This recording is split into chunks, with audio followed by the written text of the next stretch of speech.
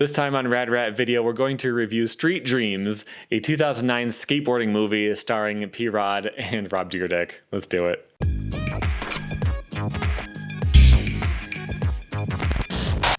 Welcome back to Rad Rat Video, a channel about skateboarding and skateboarding video games and maybe even skateboarding movies.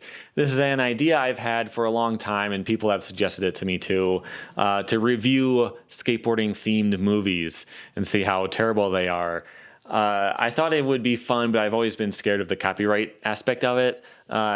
It's perfectly legal to review something that's part of free use, but YouTube rules and actual laws are sometimes different. So we'll see what happens. I'll put this one out there and see what happens to it. We might as well start with a decent one. This is Street Dreams from 2009. It is co-written, co-produced, and co-starred in by Rob Dyrdek. So he was straight off of his success with the show Rob and Big. He was about to start his second show the same year this came out. And one thing this movie has going for it above all the other skateboarding movies is that the actors in the movie actually skate, which is a big deal. Having a pro skater as a stunt double in a movie is really nothing new, but it's always obvious when they cut away to a different person. It's just that there's nothing they could have done about it until now. Like, check out this scene. So P-Rod lands a nollie heel flip crooked grind, and then the filmer gets up and tells him he needs to try a 360 flip crook. That's his dream trick that he needs to do to get sponsored. We'll talk about that in a second. So P-Rod skates back up to the top and he gives it a try. All in one shot. No other movie could really do that. Is it worth having actors that aren't really professional actors for shots like this? I think that it is. Having real skate footage in this movie is really good. Like, there are these skate parts that are sprinkled in the movie. There's normally Linkin Park or Mike Shinoda in the background. He actually wrote a song specifically for this movie. But these parts are really unique. It's cool seeing the actors doing actual real skateboarding like this. In fact, it almost takes me out of the movie at times because you switch from the movie camera to the fisheye shots. They film skateboarding the way skateboarding is meant to be filmed. But then something happens on the normal cameras again and you're brought back to being in the movie, but I still like it this way anyway. The trade-off for the realistic skating is a not so great acting. Nobody in this movie is terrible, to be fair, but the writing might be. Rob Dyrdek is believable as a super douche, but that's literally all that he is. He's old. He's already 24 years old. He's only on flow, and he's jealous of anyone who might outshine him. That's it, the end. There's no more depth to him at all. Please finish that video. I'm over giving you boards. Oh man, I just gotta get that final banger. What's your final banger? P-Rod is a really good guy in every way. Sure, he's failing out of school. He gets mad a couple times, but there's usually a good reason. He never drinks, even when it's offered to him. And in fact, he gets offended when his girlfriend gets drunk at a party in the beginning. He likes to go to bed early whenever he can. I can't be going out. I gotta wake up early to skate. But other than being generally a good guy, there's really nothing else to him. Let's look at the actual plot of this movie. If you think you've figured it out already, you have. Okay, so P-Rod is an up-and-coming skater in high school. He's trying to finish his video part so he can get on the team. What team is it? We don't know, but it's this guy's team. He's the team manager, at least. And his friend is Rob Dyrdek. They're playing characters with actual names here, but I'm going to stick with their real names because we both know them already. Anyway, Dyrdek is jealous and he holds P-Rod back in every way. This is made obvious in the first scene of the movie where P-Rod does a trick harder than him, and that's really all there is to it. The problem is P-Rod has missed a lot of school. So he has to choose between his girlfriend, high school, grades, his parents, a normal job, and real adulthood on the one hand, and being a pro skater on the other hand. If he can land his dream trick, the 360 flip crook, he'll get on the team and all of his problems are solved somehow. Dyrdek, ever the single note character, hates on him and he says it's impossible. Why the neck? For not a chance. Oh, come on, dude. Thus, the trick is named. The crew has a plan to go to the Rob Dyrdek / DC Shoes Skate Plaza in Kettering, Ohio to skate. Okay, they don't actually call it that in the movie. That is what it's actually called, though. But all of Dyrdek's sponsors and other projects make appearances in this movie. Even Big Black appears later. So, quick question. If you were to watch the skate footage from earlier, which city would you say this takes place in? Or maybe even what state it's in? That's right, you guessed it. It is Chicago. Doesn't look anything like Chicago. I think they picked it strictly because they wanted to have a scene at the skate plaza. and they needed it to be an all-night drive to get there so that P-Rod would have to miss a day of school if you went with him. They obviously didn't make any effort to make it look or feel like Chicago at all. But anyway, P-Rod can't go, not just because of school, but because his girlfriend's dad wants to have him at a party, and he's got a big offer for him. But this offer is super racist. It's minimum wage, but the hours are excellent, and you can start right after graduation. If the mailroom is below you, I'll start you in the warehouse with the rest of the immigrants. Immigrant? So P-Rod storms out, he causes a scene, and he decides to go skating with the boys. And the plot is essentially over now, right? Sure, he's still failing out of high school and all that, but as a theme, he rejected this other life path to become a skater. So if he had just gone to the plaza, dropped the NAC, the credits could have rolled and that would have been it. But we've got another hour here, so let's not get ahead of ourselves. There's a wacky friend that I haven't mentioned. Every now and then he just does something weird.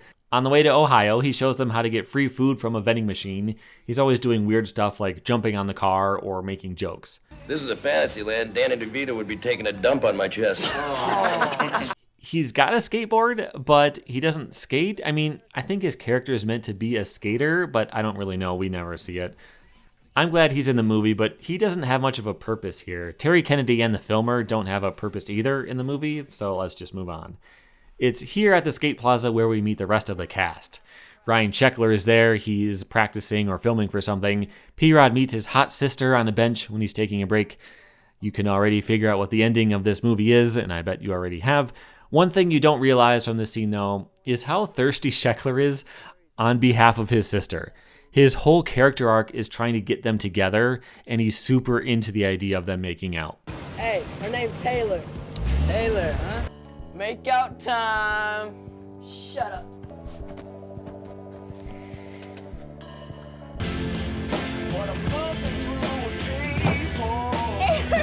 You know, come to think of it, Ryan Sheckler might be the main character in this movie. Let's revisit that later. Anyway, so Dyrdek is the only one in the group who owns a car, so he's the boss. He makes the filmer film his line instead of P-Rod's ender, but even Atiba is there. He knows his trick is sick and he wants to get a sequence of it. Dyrdek is pissy and he just decides it's time to leave. So, question for you. Who's more evil, Eric Sparrow or Rob Dyrdek? Hold your answer until the next skate scene. So first we see this trip to the skate plaza was on a school day. And so when P-Rod gets home, he gets in a fight with his dad. He's falling further behind in school. The principal gives him a second chance. But really, don't worry about the high school thing. It doesn't go anywhere. In the end, nobody cares. But you really should definitely graduate high school. Come on. But that night, P-Rod decides he wants to skate a knobbed rail in town, so they get some equipment to grind off the skate stoppers. They leave Rob Dyrdek to be a lookout in case the cops come. But you'll never guess what... Oh, you figured it out? Have you seen a movie before? Yeah, that's right. He lets them get caught. P-Rod, of course, being a really good guy, he decides to hang back with the generator and gets arrested. His dad picks him up, yells at him about throwing away his life, and P-Rod runs away to go to Tampa Am with the crew. But his dad isn't wrong. He's a couple of weeks away from graduation. All he has to do is go to school, but he's blowing it. Don't forget, this is Chicago. There isn't a hint of chilly weather here, so it must be getting close to graduation time. But his dad does hit him, which is pretty uncool. Anyway, they drive to Tampa, and P-Rod blows Sean Malto's mind with a 360 flip and a switch flip in a game of skate. Whoa, come on, fine. Can we talk about the skating level in this movie? Because I find it interesting. This movie came out in 2009. Skating has progressed a lot since then. The NAC is a crazy trick, sure, but it's not a one-stop trip to superstardom. It's interesting to think about how much more advanced this would be if they shot it today, even if it was still P-Rod.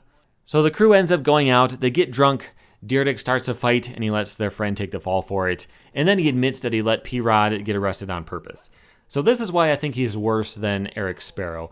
He's just evil for no good reason. He doesn't benefit from this at all, he's just jealous, and he's just terrible, and that's all there is to him. Let me know if you agree with that assessment. Anyway, P-Rod, he leaves, and he ends up staying with Sheckler and his hot sister. Sheckler, of course, does everything he can to get them to hook up somewhere where he can watch. This whole scene is awkward, and not just that, the romantic dialogue is really something else. So why does it look like it hurts for you to smile?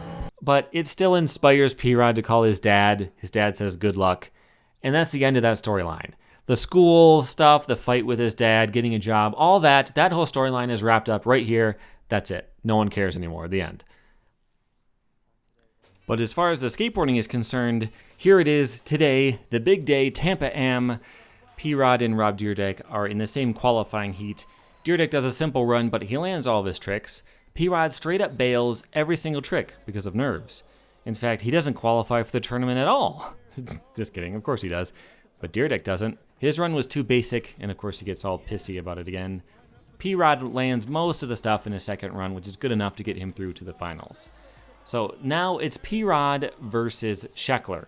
And we like Sheckler in this movie. Like, yeah, he's a pervert, but he's also really nice, and he's a supportive guy. So we don't want to see him lose, and we don't really care if P-Rod wins. So as far as the whole tournament is concerned, it just doesn't matter. But we have to get to the ending. P-Rod's first run was good, but he gets sacked at the end of it. So, how are your balls? I'm pretty sore. Sheckler kills his run and encourages P-Rod to try something in his last run. What do you think it is? Please drop the NAC in your run. You think so? Oh yeah, man, you'll shock everyone. Yeah, that's right. He starts his second run doing everything flawlessly, and then he tries it. The NAC. In super slow-mo, he approaches and bails. Okay, I was mildly surprised by that. He bails the trick and he loses the contest. But he calls for a redo, and the people crowd all the way around him to cheer him on, and he lands it. Of course he does. Nobody is surprised by this except for all the people there watching. To be honest, this must have been a genuinely cool moment for all these extras there at the time. But of course, it didn't count for his run, obviously, so Sheckler gets first. Malto, who crapped his pants when P-Rod did a tray flip on flat, he gets second. P-Rod gets fifth, and he wins Dyrdek's grudging respect, and he gets on the team. And in the end, P-Rod gets the girl. Kind of. We don't actually know where she lives. They might be 3 states apart, and they'll never see each other again. She's only there because she drives Sheckler around, and he's going to get his driver's license eventually, right? But seriously, does P-Rod ever graduate high school? I really want to know. Of course, we can assume that after the events of the movie, he goes on to turn pro and basically become the real P-Rod, but the school thing is kind of the main conflict of the movie, other than the NAC. And also, before we close out, I really wanted to examine that idea of Ryan Sheckler actually being the main character in the story. So let's see what happens with him. Okay, so he travels to Ohio to go to the skate plaza where he practices for the tournament, and he wows the crowds there. Everyone's blown away, okay? And then he goes to Tampa Am where he gets first place, and he defeats the older, seasoned skaters. He defeats the new up-and-coming challenger, and in the end, he gets the only thing he ever wanted, which is a really up-close look at his sister making out with a dude. So we can imagine that after the events of the movie, he will go pro, he'll make lots of money, he'll hire a team of women who look just like his sister to hang out with, and he will live happily ever after. So, I'm not really sure. They have about the same character arc. Like, P-Rod overcomes stuff, but not really. He just ignores it. He doesn't, like, rise to the occasion and get A's in school while also doing that. He just ignores all that stuff and just does good in skateboarding, which is the same thing that Sheckler does, right? So, I don't know. It's whatever. There's not a lot of depth to this movie to examine here. But it wasn't terrible. It wasn't the worst time I've ever spent an hour and a half of my life doing. I wouldn't say I really recommend it. I've already given you the entire story here, so you don't really need to watch it. But yeah, it's not that bad. I've seen worse skateboarding movies like Gleaming the Cube, maybe. If this does well and YouTube isn't all weird about it, I would like to do more of these, but we'll see how that goes. If you want to make sure you catch it if I do, subscribe by tapping my logo on screen. There's also some more videos for you to check out. This is the first movie review, but there may be some more stuff on this channel that you would enjoy. So check that stuff out, and I'll see you later. Thanks for watching.